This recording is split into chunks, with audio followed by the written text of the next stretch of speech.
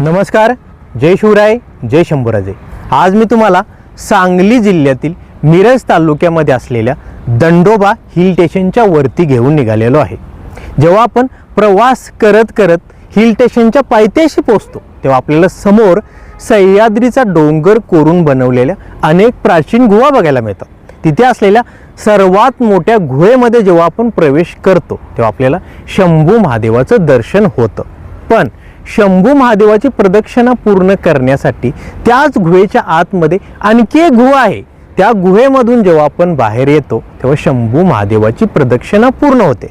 मंदिरापासून पायऱ्या चढत चढत जेव्हा आपण हिल स्टेशनच्या वरती पोहोचतो तेव्हा आपल्याला मधोमध भल्या मोठ्या दगडाने बांधलेला 5 मजली उंच बुरुज बघायला मिळतो।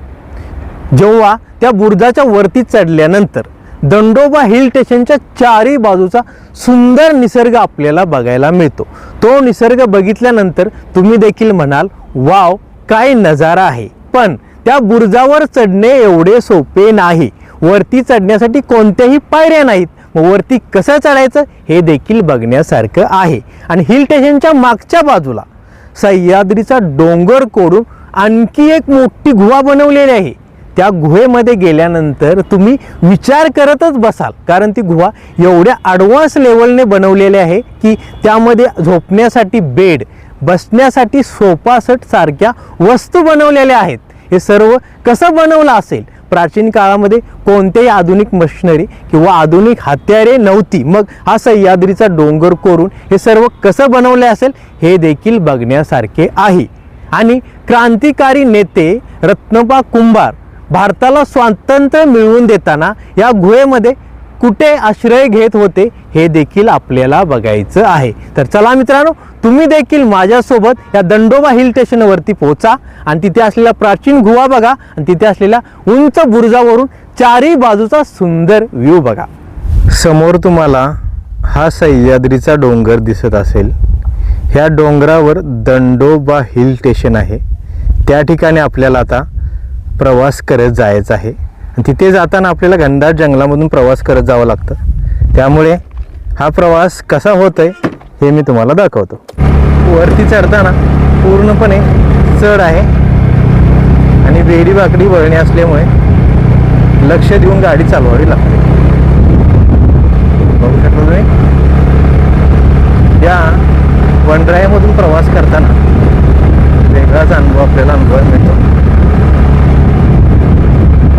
आता फायनली आपण डोंगराच्या वरती पोहोचलेलो आहे। समोर तुम्हाला एक भगवा झेंडा दिसत असेल, हेच दंडोबा हिल स्टेशन आहे। फायनली आम्ही दंडोबा हिल स्टेशनवर पोहोचलेलो आहे आणि आतमध्ये प्रवेश करण्यासाठी आपल्याला या प्रवेशद्वारमधून आतमध्ये एंट्री करावी लागते। जेव्हा आपण आतमध्ये प्रवेश करतो तेव्हा या ठिकाणी आपल्याला शंभू महादेवाचं प्राचीन मंदिर देखील बघायला मिळतं। महादेवाची पिंड गुहेच्या आतमध्ये आहे आणि हा मंदिर परिसर आहे। समोर आपल्याला एक प्राचीन डिकमळ देखील बघायला मिळते, बघू शकता तुम्ही। आणि या ठिकाणी नंदी महाराज देखील आहेत। हे सर्व प्राचीन आहे बघा। या ठिकाणी पण आणखी एक लहान मंदिर आहे, ते कोणत्या देवाचं आहे बघूया। यामध्ये पण शंभू महादेवाची लहान पिंड आहे। आता आपण मेन मंदिरामध्ये प्रवेश करूया आणि गुहेतील मंदिर कसे आहे याचा अनुभव घेऊया। सर्वप्रथम या ठिकाणी आपल्याला गणपती बाप्पाचे दर्शन घेऊन पुढे जायचं आहे। ओम गणजाय नमः। आणि या पायऱ्या उतरून आपण गुहेमध्ये प्रवेश करायचा आहे। बघू शकता तुम्ही, श्री क्षेत्र दंडोबा देवस्थान। पुढे गेल्यानंतर आपल्याला या ठिकाणी एक प्राचीन मूर्ती देखील बघायला मिळते, बघू शकता। या ठिकाणी विठ्ठल रुक्मिणीच्या मूर्ती आहेत आणि आणखी पुढे गेल्यानंतर आपल्याला या ठिकाणी काळ भैरव राजाची मूर्ती बघायला मिळते. तुम्ही दर्शन घेऊ शकता. ओम नमः शिवाय. आणि या ठिकाणी पुजारी आहेत. नमस्कार मामा. आणि समोर आपल्याला हे नंदी महाराज दिसतात. नंदीचे दर्शन घेऊ शकता तुम्ही. ओम कर्पूर गौरम करुणावतारम संसार सारम उगदेंधारम सदा वसंतम हृदयारविंदे भवम भवानी सहितम नमानी. आणि समोर भगवान शंकराची प्राचीन पिंड आहे. तुम्ही दर्शन घ्या. मी दर्शन घेतलेलं आहे. कालहर दुःखहर दारिद्र्यहर रोगहर संकटहर हर हर महादेव नमः पार्वती पते हर हर महादेव सांब सदाशिव सांब सदाशिव. आणि शंभू महादेवाच्या पिंडीच्या बाहेर आपल्याला या ठिकाणी बालाजी म्हणजे विष्णूची प्राचीन मूर्ती देखील बघायला मिळते. आणि विष्णूच्या मूर्तीच्या साईडला गणपती बाप्पाची देखील प्राचीन मूर्ती या ठिकाणी आपल्याला बघायला मिळते. आणि दुसऱ्या साईडला दुर्गा माताची मूर्ती आहे. तुम्ही दर्शन घ्या. महादेवाच्या पिंडीच्या डाव्या साईडला आपल्याला एक प्राचीन गुहा बघायला मिळते. या गुहेमध्ये आता मी प्रवेश करत आहे. आतमध्ये अंधार असल्यामुळे या ठिकाणी लाईटची पण सुविधा केलेली आहे. भक्तांसाठी अंधार असल्यामुळे उजेडाचा सहारा दिलेला आहे. या गुहेमधून जाताना आपल्याला एकदम शांत आणि भक्तिमय वातावरणाचा अनुभव होतो. एकदम गारवा आहे. हे सह्याद्रीचे दगड एकदम गार अनुभव आपल्याला देतात. प्राचीन काळामध्ये हा दगड कोरून ही गुहा कशी बनवली असेल एकदम अद्भुत आहे. मंदिराच्या उजव्या साईडला या दगडांच्या कपाडीमध्ये आपल्याला अजून काही गुहा बघायला मिळतात. ह्या गुहा कसल्या आहेत आणि किती खोल आहेत हे देखील आपल्याला बघायचं आहे. बघा, ह्या गुहेंच्या जवळ मी पोचलेलो आहे. आणि या गुहेमध्ये महादेवाची पिंड आणि नंदी महाराज आहेत. ओम नमः शिवाय सांब सदाशिव. आपण गुहेमध्ये प्रवेश करूया. दगडांना कोरून बनवलेली ही गुहा आहे. आणि आतमधून अशा प्रकारे ही गुहा दिसते आपल्याला. आणि या ठिकाणी अजून आतमध्ये जाण्यासाठी मार्ग असावा असे वाटते, पण आतमध्ये आपल्याला काही दिसत नाही. लहान मार्ग आहे त्यामुळे सरपटच जावं लागेल, पण आपण काही आतमध्ये जाऊ शकत नाही. आणि समोर आपल्याला आणखी एक लहान मार्ग दिसतो. हा मार्ग कुठे जातो ह्याचा अनुभव आपल्याला नाही, पण आतमध्ये जाता येणार नाही. लहान मार्ग आहे तरी सुद्धा आपण आतमध्ये कॅमेरा घालून बघूया. बघू शकता तुम्ही आतमध्ये जागा भरपूर आहे, पण सुरुवातीचा जो मार्ग आहे तो लहान आहे.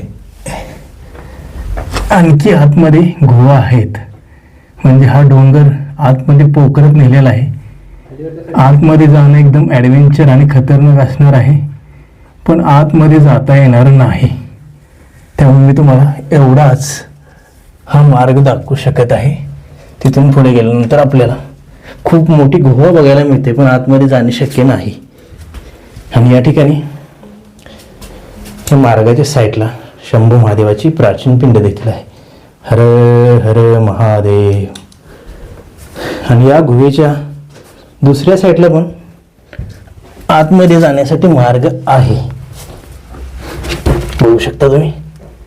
पण आतमध्ये अडकू शकतो आपण, त्यामुळे आतमध्ये काही जात नाही मी. आपण पण बाहेर बघूया आणि बाहेर अजून काय आहे का बघूया.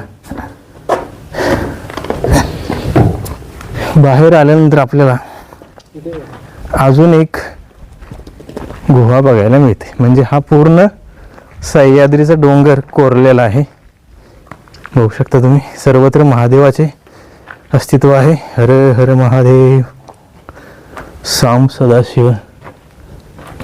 या ठिकाणी पण दगड कोरण्याचा प्रयत्न केलेला आहे आणि समोर इथून पण एक मार्ग आतमध्ये जातो.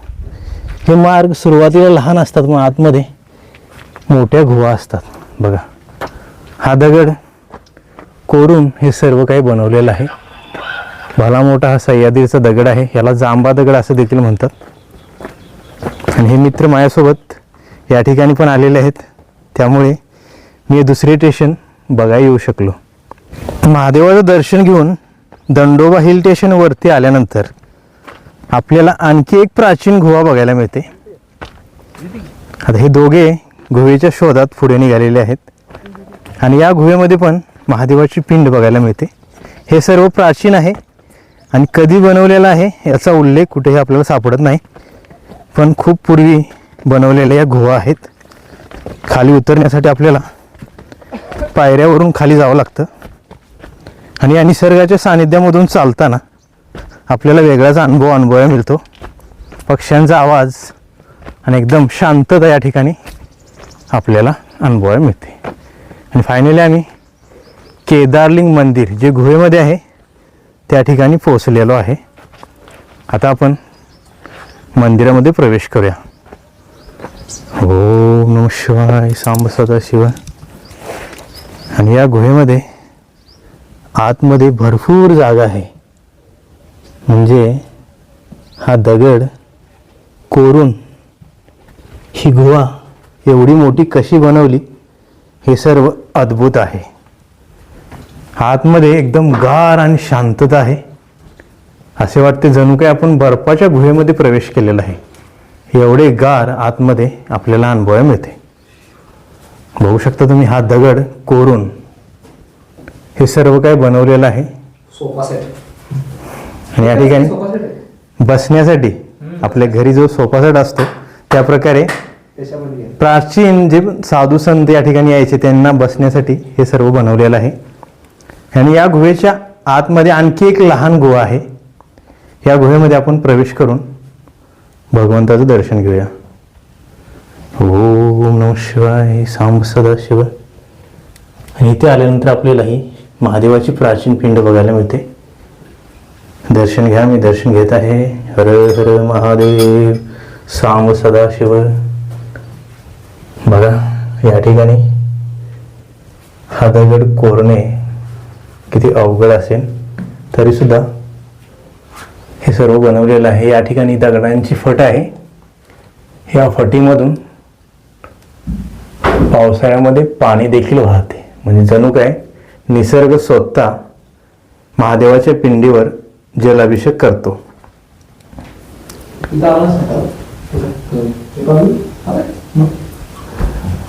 बघा किती मोठी ही गुहा आहे. दरवाजाच्या दोन्ही साईडला लहान खिडक्या देखील आहेत. या ठिकाणी बसण्यासाठी एक खुर्ची सारखे सर्व काही बनवलेलं आहे. बघू शकता तुम्ही. आता आम्ही या गुहेतून बाहेर येतो आणि बाहेर अजून काय आपल्याला बघायला मिळते हे तुम्हाला दाखवतो. महादेवाचे दर्शन घेऊन वरती येत असताना या ठिकाणी आम्हाला 2 माकडे दिसली. या निसर्गामध्ये पाला खाऊन जगणारी माकडे कशी आहेत बघा. हर हर महादेव. बघा, जवळून मी तुम्हाला दाखवतो हा माकड कसा आहे. आता आपण आणखी पुढे जाऊया आणि समोर असलेला बुर्ज बघूया. या बुर्जावरून या हिल स्टेशनचा चारी बाजूचा परिसर आपण बघू शकतो. बघा, समोर बुर्जाच्या वरती काही पर्यटक चढलेले आहेत आणि या निसर्गाचा मस्त आनंद घेत आहेत. आता आम्ही त्या ठिकाणी जाऊन तुम्हाला तिथला अनुभव करून देणार आहे. आज आकाशामध्ये ढग आल्यामुळे उन्हापासून थोडा बचाव देखील झालेला आहे. ह्या बुर्जाजवळ आता मी पोहोचलेलो आहे आणि वरती काही पर्यटक चढलेले आहेत आणि मस्त एन्जॉय करत आहेत. बघा, वरती चढल्यामुळे त्यांना चारी बाजूचा परिसर मस्त बघायला मिळत आहे. आपण देखील या बुरुजावर चढून कसा अनुभव येतोय हे देखील बघायचं आहे. काळ्या पाषाणामध्ये बनवलेला हा प्राचीन बुरुज आहे. छत्रपती शिवाजी महाराजांच्या काळातील हा बुरुज असावा असे ह्याचे बांधकाम बघितल्यानंतर आपल्याला अनुभव मिळते. वरती जाण्यासाठी समोर जावं लागणार, त्यानंतर आपण वरती चढू शकतो. वरती चढणं थोडं ॲडव्हेंचर आहे, कारण पायऱ्या वगैरे काही नाहीत. मित्रांनो, या बुरुजावर चढण्यासाठी आपल्याला या जांभ्या दगडावरून वरती जावं लागणार आहे. बघा, तुम्ही देखील अशा ठिकाणी आल्यानंतर तुम्हाला मस्त अनुभव मिळणार आहे. फायनली मी वरती आलेलो आहे. आता आपण या बुरुजावरती चढण्यासाठी लहान वाटेने पायऱ्या चढत वरती जाऊया आणि फायनली वरती जाऊन बघूया हा बुरुज वरून कसा आहे. वरती जाण्यासाठी ह्या लहान पायऱ्या आहेत. बघा, चल ह्या पायऱ्या चढून वरती आल्यानंतर फायनली आपण या बुरुजाच्या वरती पोहोचतो. पण अजून वरती आपल्याला जायचं आहे, त्यासाठी आणखी पायऱ्या चढाव्या लागतील. बघा, इथून आणखी वरती जायचं आहे, त्यासाठी आपल्याला सुरक्षित बाळगत वरती जावं लागणार आहे. कारण वरती एकदम मस्त अनुभव मिळणार आहे. बघा, मी वरती पोहोचलेलो आहे. या ठिकाणी आल्यानंतर इथून चारी बाजूचा व्ह्यू कसा दिसतोय बघा. वाव, सर्वत्र सह्याद्री पर्वत आणि घनदाट झाडांनी भरलेले हे डोंगर बघून मनाला शांती मिळते. आणि हे पर्यटक या ठिकाणी आलेले आहेत, मस्त एन्जॉय करत आहेत. बघू शकता तुम्ही. पावसाळ्यामध्ये तुम्ही कधी आला तर हा व्ह्यू स्वर्गात आल्यासारखा आपल्याला वाटतो. बघा, समोर एक तलाव देखील आहे. मस्त वाटलं या ठिकाणी आल्यानंतर. वरती चढताना थकवा जाणवतो, पण या वरती आल्यानंतर हवेचा अनुभव आपल्याला मस्त अनुभव देतो. हा बुरुज किती उंच आहे याचा अनुभव आता तुम्हाला मी दाखवतो. बघा, या ठिकाणी मी बसलेलो आहे आणि खाली किती खोल आहे बघा. म्हणजे इथून जर पाय घसरला तर खाली माणूस जिवंत राहणे शक्य नाही. तुम्ही देखील वरती कधी चढला तर सावधगिरी बाळगून चढा. पायामध्ये शूज असावेत, चप्पल घालून चढू नका, कारण पाय घसरला तर तुम्ही खाली पडू शकता. समोर आणखी एक व्ह्यू पॉइंट आहे, तिथून पण निसर्गाचा मस्त आपल्याला अनुभव मिळतो. बघा, आकाशामध्ये हे पांढरे शुभ्र ढग आणि निळे आकाश बघून छान वाटतं. मित्रांनो, मला तुम्हाला एक सांगायचं आहे, अशा निसर्गाच्या सानिध्यामध्ये आल्यानंतर फक्त एन्जॉय करण्यासाठी या. लपडे वगैरे इथे येऊन काही करू नका, कारण ही निसर्गाची देणगी आहे.